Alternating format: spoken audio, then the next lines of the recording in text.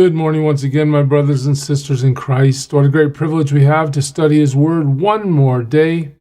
And today, we find ourselves just looking at this passage in Genesis 20, saying, not again. Come on, not again. You remember back in Genesis chapter 12, when we were introduced to Abram, there was a famine. He went to Egypt. He ended up telling the leadership of Egypt that Sarah was his sister. There was all kinds of trouble. He got confronted in his lie. Well, kind of a half lie.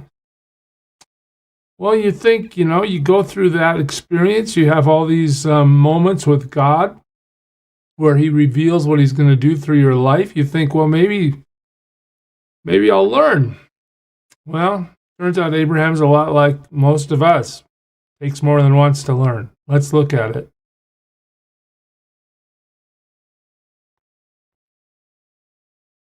So we get to Genesis chapter 20. Excuse me. Now Abraham moved on from there into the region of the Negev and lived between Kadesh and Shur. For a while, he stayed in Gerar. Now, we're going to look at a map in a minute to help you familiarize yourself with what that means in terms of his location. The Negev is a desert region to the south and west of the Dead Sea, would be the way to say it, I guess. And there Abraham said of his wife Sarah, "She is my sister." Okay, so they go to this place, and, the general question is, well, who are you? Well, I'm Abraham. Where'd you come from? Well, I was up in Hebron by the trees of Mamre. Oh, now I'm in your land. Well, Abraham is still worried that he is going to be killed because if the leadership of this region, the guy's name is Abimelech, if he wants Sarah, they're going to kill Abraham to take her. That's his fear. So Abraham's doing this preemptive thing again. Hey, Sarah, let's tell whoever asks that you're my sister. And once that lie goes out again, or I should say half-truth, then Abimelech, the king of Gerar, sent for Sarah and took her. It was not uncommon at all for the kings of the day to increase their harem. And so that's what Abimelech is doing. All right, so let's look at the map quickly. It says he's of Gerar. Where is that? Well, first, here's the Negev region. You see Kadesh Barnea. You see Shur on the left. So Abraham's out there in the desert. Here's where Gerar is. That's where Abimelech lives. That's where the king is. But in the end, Abraham has moved out of the Haran area for now. Okay? The text moves us forward, but God came to Abimelech in a dream one night and said, you just hate to have God say something like this to you. You are as good as dead. Wow. So here this pagan king is confronted by God himself in a dream. You know what? You're going to die because of the woman you have taken. She is a married woman. Okay, Abimelech, you didn't have all the facts and you were misled. Yes, she might be his half-sister, but she's also his wife. And you know what? If we don't rectify this situation, I am going to wipe you out. Again, just look at how Abimelech is wondering what's going on. And the text is clear to tell us that nothing's happened between Abimelech and Sarah. Now, Abimelech had not gone near her.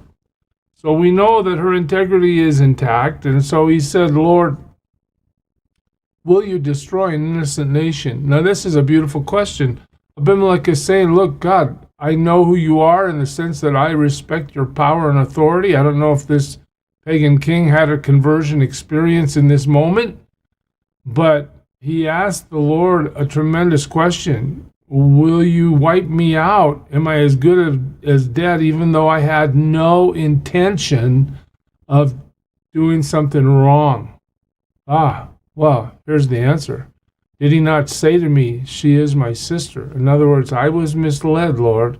And didn't she also say, he is my brother? Hey, this was complicit. They both said the same things. I have done this with a clear conscience and clean hands. In other words, Lord, don't hold me guilty for believing the lie that I was told. I had no other way to understand. All right. Then God said to him in the dream. So here we go. Some more information for Abimelech. Yes, I know you did this with a clear conscience. That's great. God understands. And so I have kept you from sinning against me. Had you slept with her, you would have experienced my full vengeance, but I stopped you. I didn't let you go that far. That is why I did not let you touch her. All right, so what do we see here? Well, Abraham and Sarah are complicit in misleading, if not outright lying, to Abimelech, the king who lives in Gerar. All right, God knows about that, but God is still intensely defending his plan. Okay, Abraham, we've sat down on a few occasions now. We've talked about the fact that you're going to have descendants as numerous as the stars in the sky. You're going to have all this land as an inheritance through your descendants. All nations are going to be blessed through you. You're going to have a son of promise, not Ishmael, the son you created by your own ingenuity.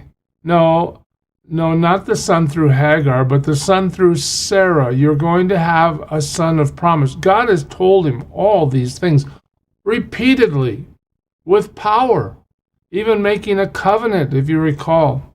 Well, Abraham still hasn't got to the place where he believes that all this is really going to happen, in the sense that he knows that God has him protected. Abraham in this scenario could have easily said, God, I'm not afraid of a king of Gerar. You can handle it. I've seen you destroy sinners just in the recent history of the passages we've gone through. You wiped out Sodom and Gomorrah for their sin. No king on earth is going to hurt me, God. I belong to you. This could have been Abraham's opinion, his perspective, but no, he said, I need to protect myself. Let me come up with a half-truth. Let me get Sarah involved so she supports my half-truth. Let us deceive this king and let us then, survive. Well, God intervenes.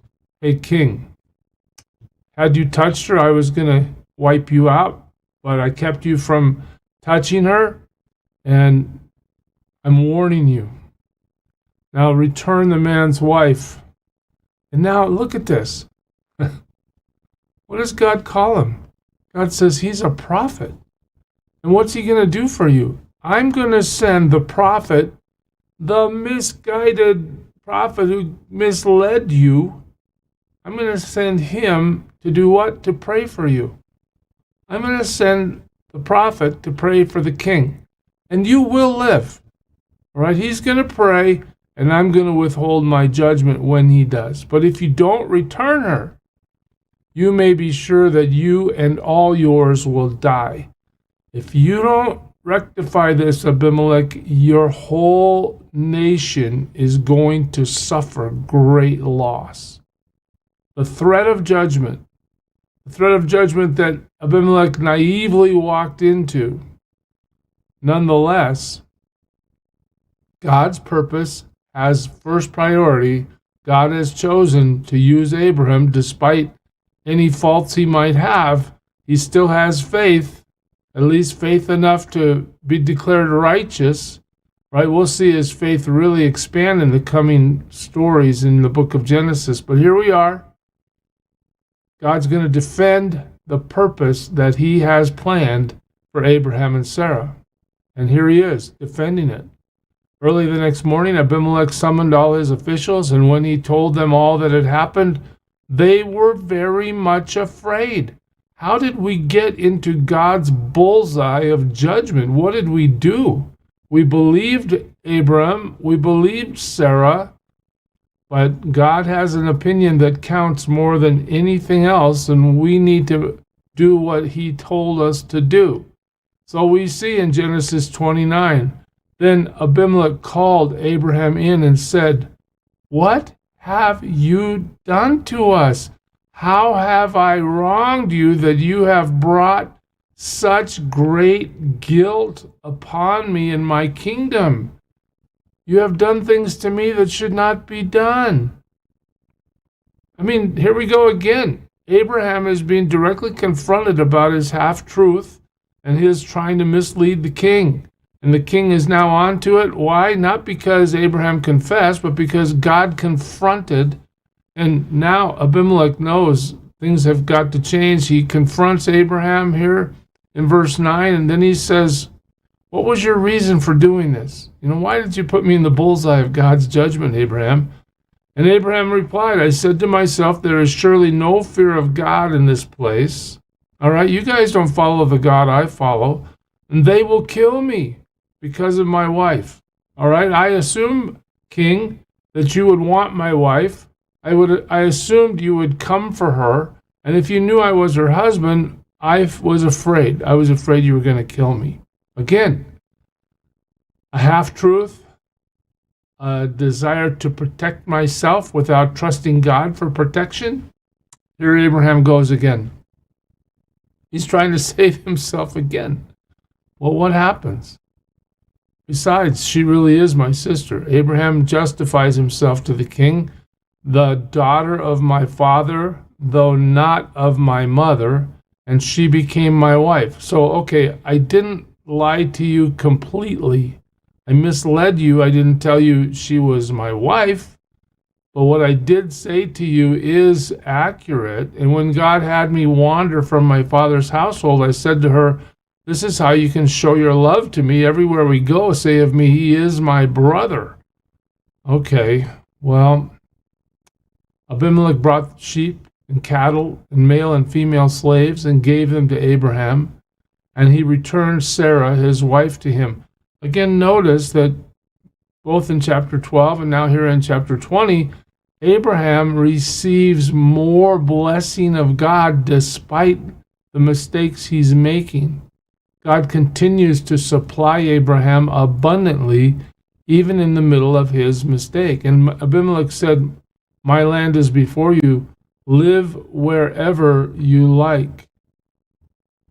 So Abimelech is going to conform to what God says. He's not going to do anything outside of what he's been shown in that dream. He's going to obey. And to Sarah he said, "I am giving your brother 1,000 shekels of silver." Notice how he calls him her brother instead of your husband. 1,000 shekels of silver. So now we have livestock and money. This is to cover the offense against you before all who are with you. You are completely vindicated. Wow. So Abraham prays to God, and God heals Abimelech. Isn't that interesting? God says, "Abraham, you're still my guy.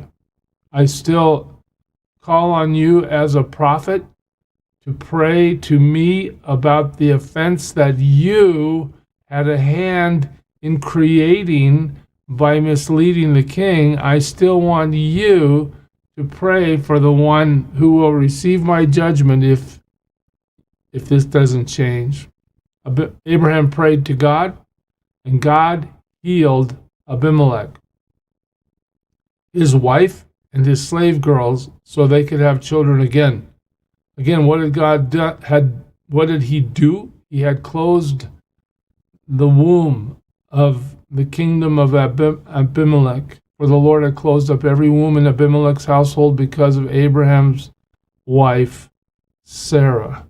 So what do we know? The Lord has taken action against Abimelech because of Abraham's statements. It's just an interesting story, isn't it? God's purpose is going to move forward, even though our faith is weak at times and we make mistakes.